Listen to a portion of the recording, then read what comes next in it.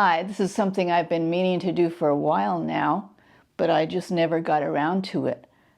I was looking at a lot of my tools that I've been using quite a bit lately, and it just occurred to me that I'd like to share some of them with you. Now, these are the small tools that I tend to use quite a bit now, more and more, especially as I've been getting into violin making. These are by no means all my important tools, but these are some small ones that I can share with you that whenever I use them, I keep thinking, well, this is a cool tool. And I really like using these. So I have them kind of organized here. And I'll share with you what I like about them and what I use them for. And I hope you enjoy this. And maybe some of these tools you might find useful for certain things that you want to do. So I'm going to start with measuring tools. So I have lots of rulers, lots of straight edges, but these are small ones that I find myself using more and more.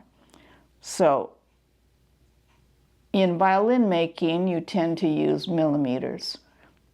I've come to love the metric system so much more than the, I guess you call it the imperial system of inches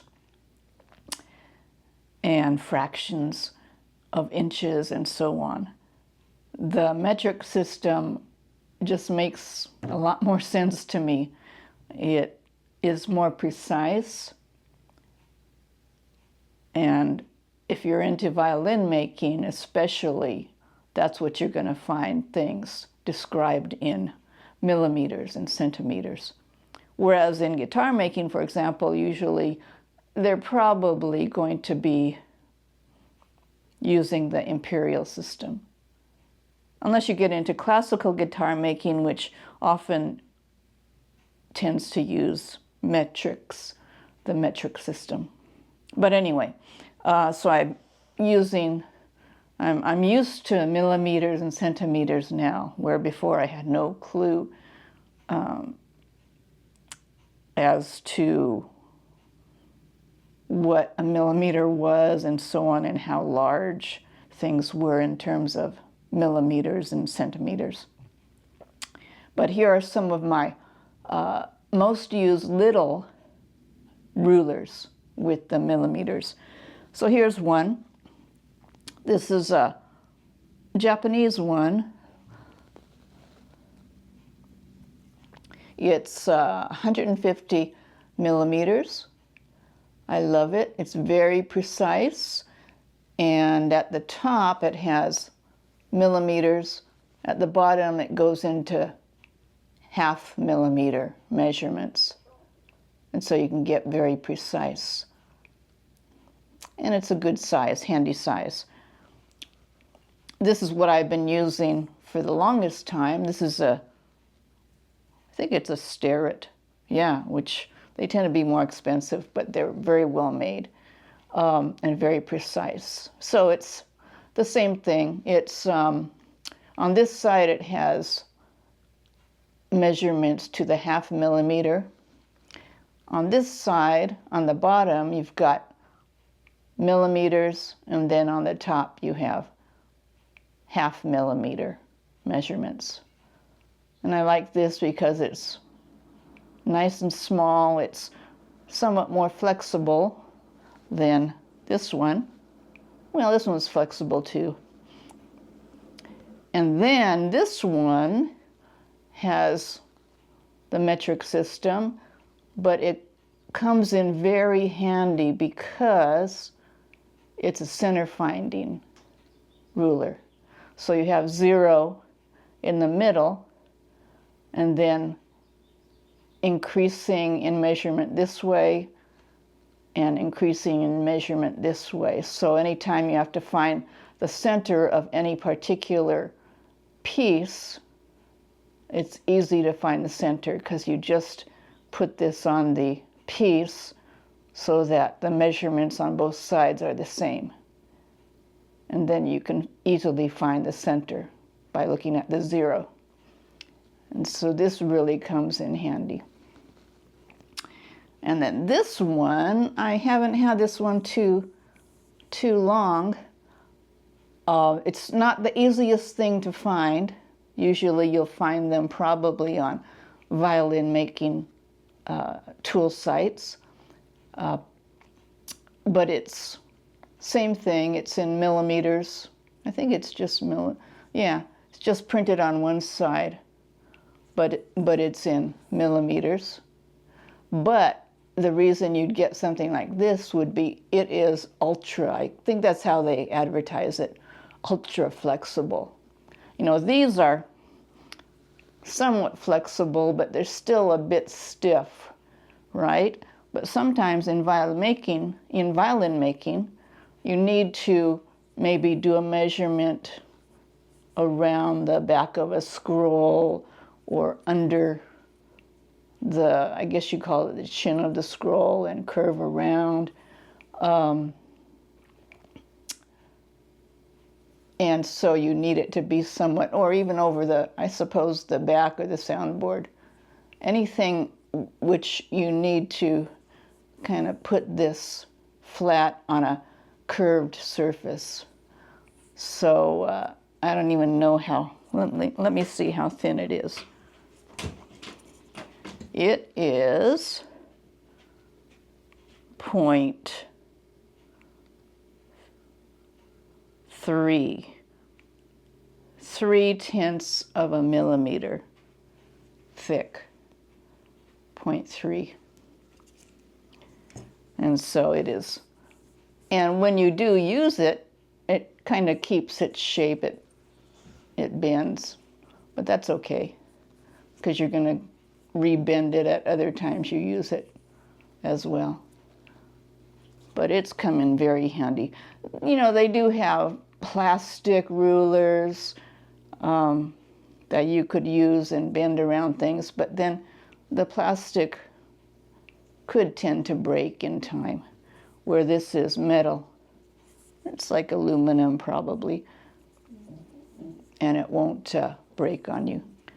So very handy. It's, how long is it? 300 millimeters long,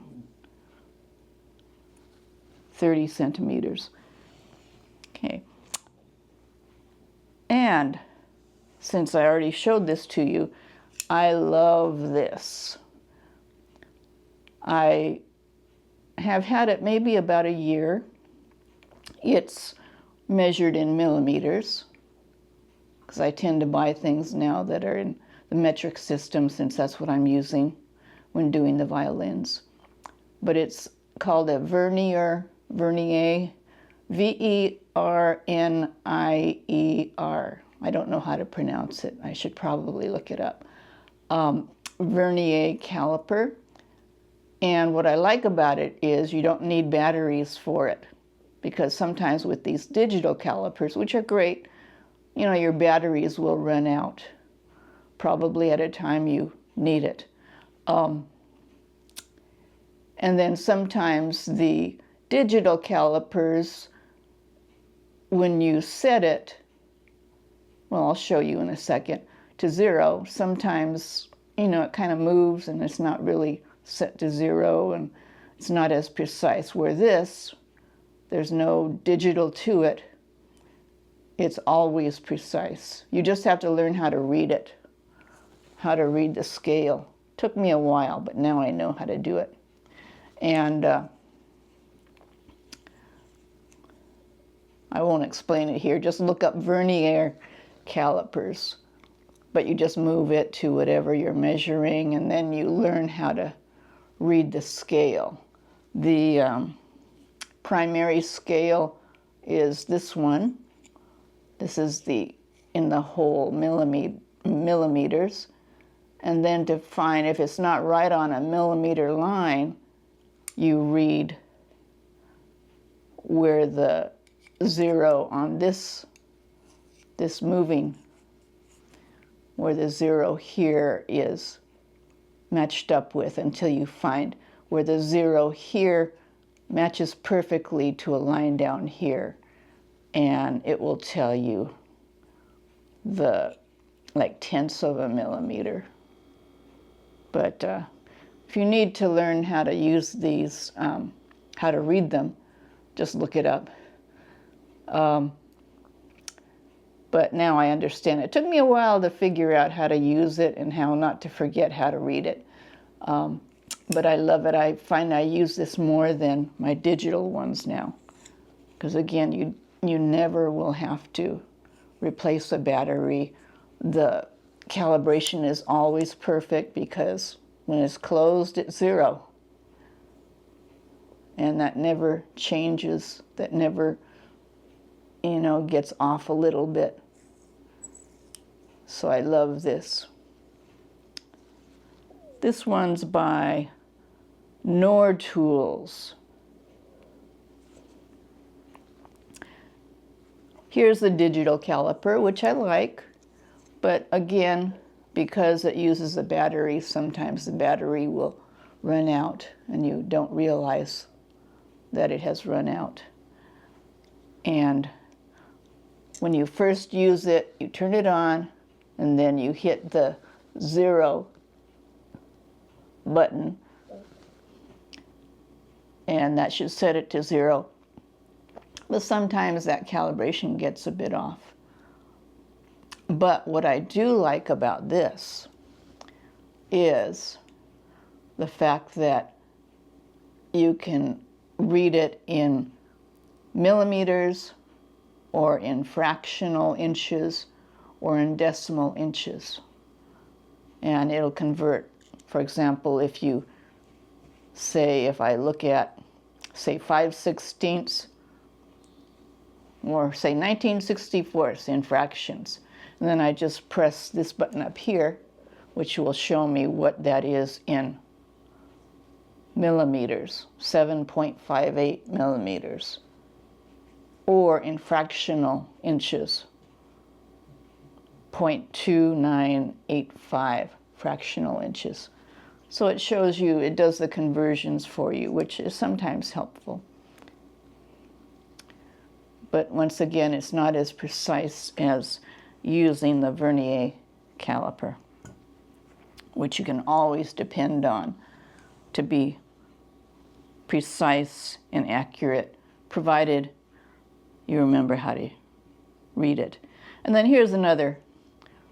Before I bought this flexible ruler, I did need to find a way to measure something that was curved, especially like, say, the soundboard or the back, and you want to measure the length of the actual body but over the curve of the soundboard or the back. And so I found this. And the tricky thing is finding things in millimeters if you want to use millimeters. And so I finally did find one. I think I first saw this type of a thing on Edgar Roos, I think, had one. Maybe not this exact same one, but this is a little, you know, it's ratcheted, but it is in millimeters. Well, actually, this one's millimeters on this side. And on this side, it's imperial system, inches. And so what's cool about this is it, you know, it pulls out. It's just a tape measure.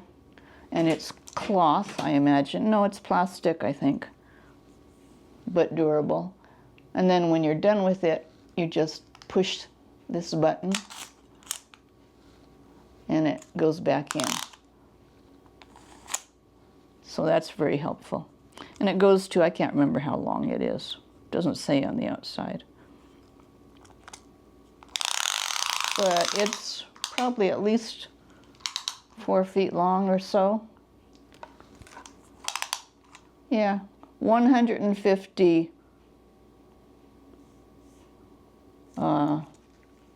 centimeters, I guess. So that's about, what is that, 5 feet? So those are some measuring. Oh, here's another, my last measuring tool. I saw this type of a thing on Lucas Fabro's site, and again, a lot of times with violin making, you want to find center lines, and you want to find perpendicular, line things up perpendicularly. And so this is a KUM Softy Flex Extreme. But anyway, it's kind of a square, but it has millimeters this way. It's a Centerfinder, so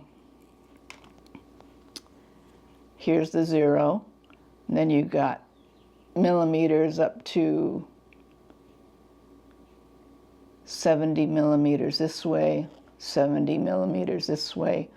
And then you have a perpendicular line down from the 0 down to the point of the triangle. So if I wanted to center up something, but also keep that top centered line perpendicular to another line, for example, I could set this line on the center line of the violin plate, for example, on the top. And say if I wanted to position the F-hole positions. So I'd set this on the center line, and then I'd measure out whatever I needed to measure to the F-hole position, for example. And I'd know that this line is perpendicular with this line. And then it also has compass points this way, and so on. But it's good because it's somewhat flexible, because if I wanted to set it on the violin top, for example, I need it to be somewhat flexible, but it's not super flexible. But this has come in handy quite a bit.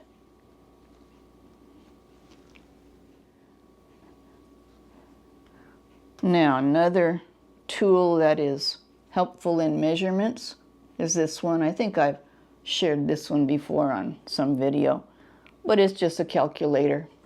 But what I use, it's called the Sonin Inchmate Pro. And I guess it's used, construction people could use it, but you turn it on and you can convert, you can, calculate on it, but also you can punch in numbers that are either fractional. So here they have half, fourth, eighth, 16th, 32nd, 64th. So if I wanted to punch in, oh, this is 6/32, so I'll hit 6 and the 30 seconds button. And then if I wanted to see what that, it shows the fraction on the screen, what that is in fractional inches, I just press inch button here, and that's 0.1875 fractional inches. If I wanted to know what that is in millimeters, I hit this orange second function button first, and then I hit the millimeter button here, and it is 4.7625 millimeters. So it's kind of working in a sense, kind of like this, converting from fractional to decimal to millimeters measurements, but it's also a calculator, which you find helpful sometimes. So that's come in very handy. All right, let's see. Marking tools. This I never used to use, but in violin making, once again, you use it quite a bit. It's a divider caliper, or whatever they call it. It's kind of like a compass, but it doesn't have you don't have a pencil on one arm. You just have two sharp points here. And so it comes in handy, for example, if you want to have the same measurement on both sides of a point. For example, if I wanted, I'd set this to whatever measurement. I set it against a ruler. So that my 2 points are whatever measurement I want. And then if I wanted that measurement on both sides of one point, I just set one arm on the center point, and then I can mark this. You kind of scribe it, and then I swing it around and scribe the other side. And so I know that my 2 scribed marks are the same on both sides of this particular center point. Another thing that it's really helpful for is in determining, without having to measure, which sometimes you're inaccurate. Suppose, the 4 nut slots on a violin. I wanted to make sure they're evenly spaced. And so what I do is I move this to some approximate measurement. On a violin, you're measuring 3 spaces between the 4 slots on the nut. And so it comes out to be 5.3 or something like that, if you're using a 16 millimeter nut spacing between the G and the E. So let's pretend that's 5.3. But then I want to check. The first thing I do is, I mark the 16 millimeters. Well, what I'd want to do is find the center of the nut, right? And measure, let's pretend that's 8 millimeters. So I'd mark a center point, and then I mark 8 millimeters on that side, swing it around, 8 millimeters on that side, so I'll know that my 2 outside points are 16 millimeters. And then I estimate, say 5.3 times 3 is 16. So I put this approximately to 5.3, and then I set one of the points, one of the arms, on one of my outer points, and then I kind of just walk it. So I don't take this point off. I put it like this: 1, 2, 3. And if I end up here at the 16 millimeter point that I had made earlier, I know that I'm accurate. If not, suppose it went too far. This one ended up a little beyond. That tells me that my original measurement was not really the 5.3, and I need to make it a little bit smaller. Okay, so I make that adjustment. I set this on that outer, and I do the same thing. I walk it. 1, 2, 3. If I end up exactly on that other end point, then I know that my spacing is correct. And so it's much more accurate than trying to measure and draw it with a pencil, because your pencil could be off. And it's even more accurate sometimes than trying to set this at 5.3 against a ruler, unless your eyes are super good, because sometimes you think you have the points on the particular measurement on the ruler to set it, but it's not really perfect. So I like this dividers. Another marking tool, very simple. I've had this for years, probably 30 years. It's just a little awl, AWL, you know, with a point here that's very hard and not going to dull. And so I use it to scribe as a scriber. This doesn't have to do with marking or anything, but I love it. Whenever I need to drill a hole and I want to make sure the drill bit goes, you know, instead of just using say one of these, right? Or a punch, not a punch, what do you call it? Well, those nail set. Yeah, instead of just using a nail set, this center punch is wonderful because you place, it has a point on the bottom, and you place this, I should have brought a piece of wood, on that point where you want to drill the hole. And then you just, well, I'll do it on the rug. You just press down, and this has a spring inside.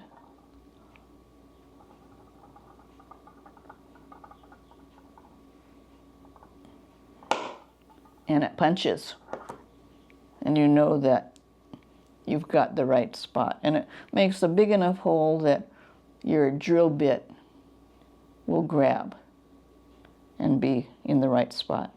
So a center punch, spring-loaded center punch, or whatever they call it. Mechanical pencil, of course. I tend to use 0.5 lead, because that's a very fine lead. Got to be careful because it could break easily because it's so thin, but it's a much more precise line. And you advance it by this one. This one's a Pentel or something. Yeah, Pentel, click 0.5. But you advance the lead by pressing on this here. There's different mechanical pencils, have different ways of doing that. Now this, I have a nice marking gauge that an internet friend made me like 30 years ago. Beautiful. Different kinds of wood and everything. And so it's a kind that you just, it's made out of wood, and to set it, there's kind of a wedge. I should bring that out and show you. But then I discovered this. Can't remember, I think I saw it on Maestro Kimon's YouTube. He had something similar, but this is a little advanced version. It's by Veritas, and it's a roller marking gauge. And so, and here's it's a roller blade there. Very sharp. And so what you do is you set it by unloosening or loosening this, and then you set whatever measurement you want. You know, for example, if I wanted it right there, then I tighten this.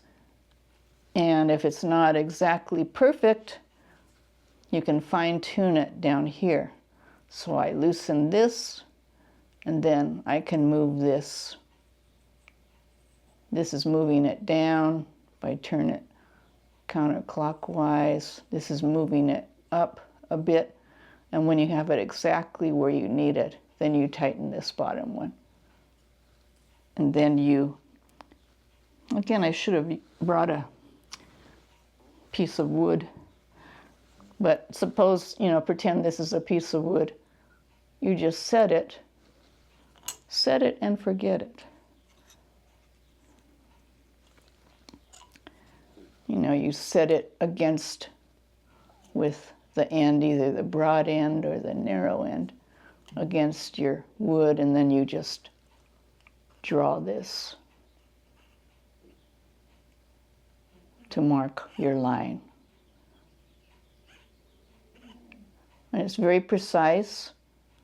The other marking gauge, you're kind of just using it and moving it and scratching a line with this little tiny pointed piece of metal that sticks out of the gauge, which is great.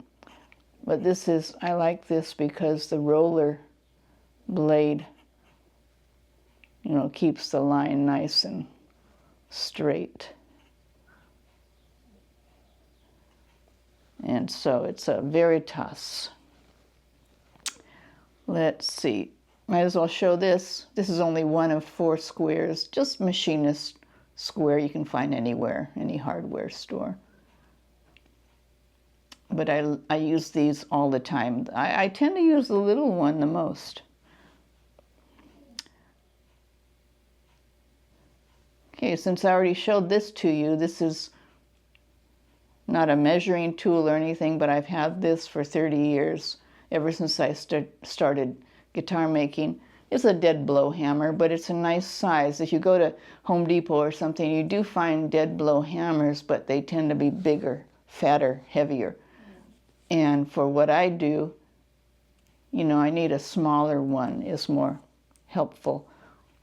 I think I got this from Stu Mac. Yeah. It's, I don't know what it is, 8 ounces or something, but it's dead blow, means it has lead shot inside the head. This one's plastic end, this is brass end, and so you have 2 surfaces that you can hit things with. And the dead blow means you're not going to get that, that bouncing that a regular hammer. You know, it's just solid. It's a more solid hit.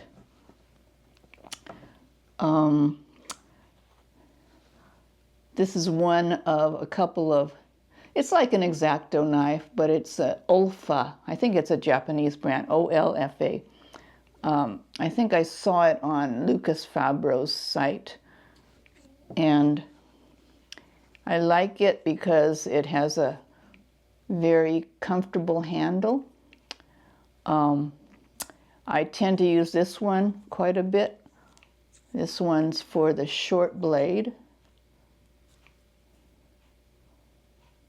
which is good. The short blade, you put it in like this, then you just tighten it like that. But the short blade, you know, because it's shorter, it's stiffer, and so you can be more precise in whatever you need to cut. I also have an Olfa one that has your regular, I think it's like 11, number 11. It's like a number 11 X-Acto blade, you know, the longer one, the one that's twice as long as this one, and which you need sometimes to get into, you know, deeper places. But the longer the blade is, the more flexible it can be. And so you have a little less control than using this one. But I like it because the X-Acto blades have a handle that's just all metal or aluminum, and it's not as comfortable. This is plastic. And it has kind of a filed type top here, which you can grip much better. But Olfa, O-L-F-A. This I love. This I got, it's a little mini saw. It's about, I just measured it, it has a curve of about 1/2 millimeter. But what I like about it is that it's stiff. You know, it has a spine here, about 1/2 millimeter kerf. So it's a thin kerf, but it's not like the flush cutting saws sometimes that are flexible. It's stiff. And the blade is convex, which sometimes if you want to start a cut, it helps to have that convex blade, because this can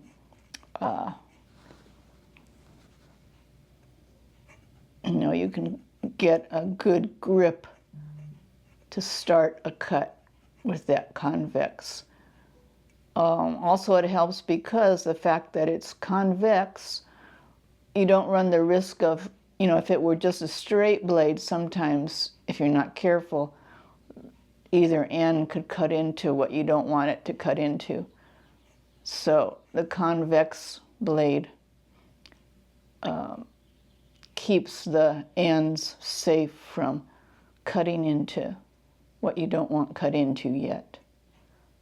And later, if you want to make the cut perfectly straight, you can either do it with this, or you can just put another blade, a straight blade, into the cut. But this is great for starting saw cuts. Also, it's a good, I've been using this on cutting, making saw cuts for the scroll of the violin, for example, because it's short. The blade itself is, what is it? Well, just estimate, it's probably about 2¼ inches long this way, or 2½. So that's good. And might as well show you this. This is larger than all these other tools. I went to the Makers Fair, when was it? Last summer sometime, I forget, October. And I had seen YouTube videos, reviews of this fret saw. I have a wider one as well, goes out to here for cutting F-holes, for example.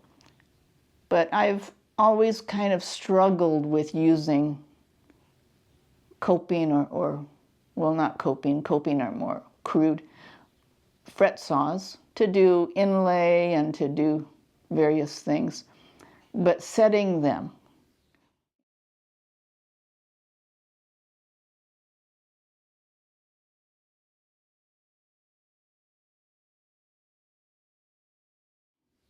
they're sometimes kind of cheaply made, and all they have is a kind of a wing nut where you clamp the ends of the blade in, and it's kind of a pain to set it.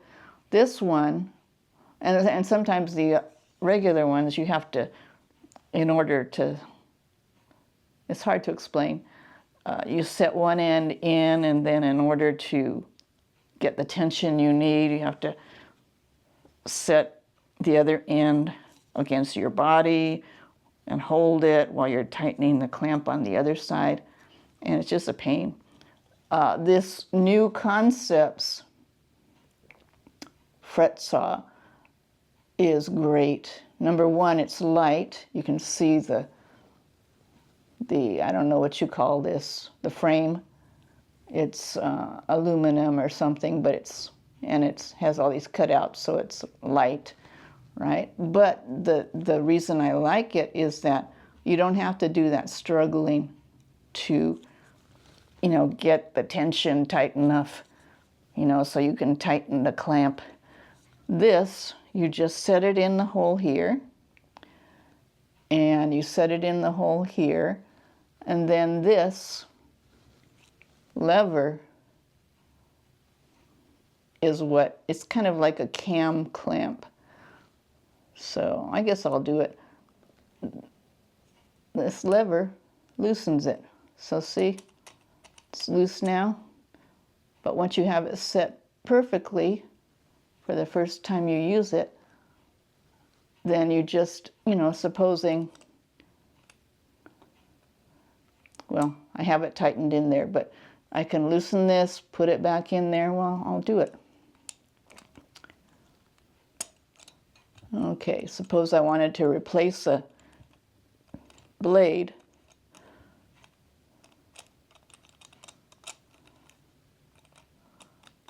Okay, so there's the blade. Okay, and then I stick it in the hole in here. I tighten this up. I don't have to really worry about the tension. Okay, because you can see it's still loose there. But once I've set this part up correctly, I just move this lever and it tightens the blade because of the cam clamp action. It's great. I don't have to do struggling to set a new blade in or anything. And it's light. This one, I think it has the capability of, you can move the blade, swivel the blade. Right now, normally you use the teeth or on this side, right? But you can swivel the blade at an angle if you need to. So I haven't really used it that way yet. I haven't found a need to. But you cut it this way. I'm making saw cuts into my, so you cut it this way normally. But I could, if I wanted, move the teeth so that they're facing maybe a 45-degree or even a 90-degree angle, I suppose. And then I could cut at a different angle, because sometimes to get in to some spot, you need the angle of the blade to be different. But it's light. I should have brought my scale. But so at the Maker Faire, the company, they're just based down in either Watsonville or Gilroy or Salinas or something, I forget. I think it was Watsonville. Very friendly guy, the owner, and I talked with him quite a bit and ended up buying 2 of these. This size, which is your regular size for inlay and things, but I did get the wider one, which is, I think it's 8 inches. This one's 5, but 8 inches is better for getting in to cut the F-holes on a violin. But the main reason I love this is the ease of tightening and tensioning and the blade compared to the other one, the standard ones. Standard ones are a lot cheaper, but to me the ease of use makes it worth the price. And then finally, this is just one of many, my little Ibex Fingerplane. This is the tiniest one, and I have probably 3 or 4 sizes, larger than this one. But I find I tend to use this tiny one quite a bit. It's very easy.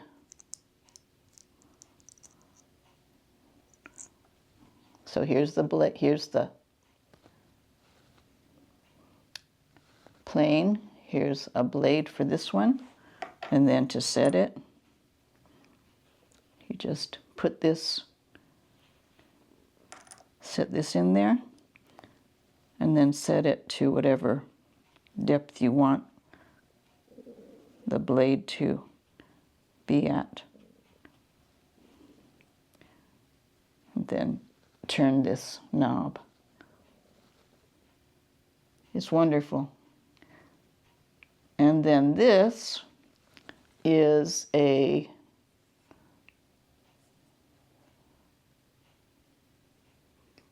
Veritas or something, I can't remember.